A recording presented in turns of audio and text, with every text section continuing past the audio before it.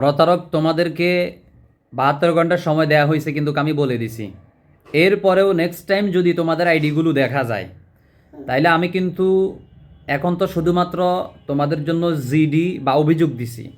Next time যদি তোমাদেরকে 72 ঘন্টার যে সময় দেওয়া হয়েছে 72 ঘন্টার মধ্যে যদি আইডি ডিজেবল না করো, আইডি যদি তোমরা না মুছে ফেলো। এক প্রতারকের সাথে কথা বললাম, প্রতারক বলতেছে সে 20,000 টাকা খরচ করছে আইডির পিছনে, বেটা বাটফার। তো 20,000 টাকা খরচ করবি না 1,00,000 টাকা খরচ করবি, তুই করছস কেন বেটা? করছস প্রতারণা, আবার বলতেছস তুই 20,000 টাকা খরচ করছস।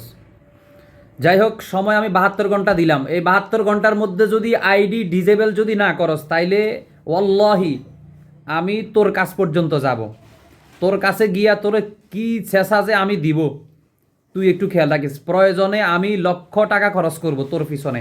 প্রতারক তোরা যারা আসস, আমি এতদিন তোদের সাথে শালীনভাবে কথা বলছি, এরপরে নেক্সট টাইম যদি 72 ঘন্টার পরে তোদের আইডি যদি আমি দেখি, তো এবার তোদের পেছনে যাইতে আমার যেই কয় লক্ষ টাকা খরচ হবে আমি তোদের কাছ পর্যন্ত যাব, আমি তোদেরকে দেখে ছাড়বো।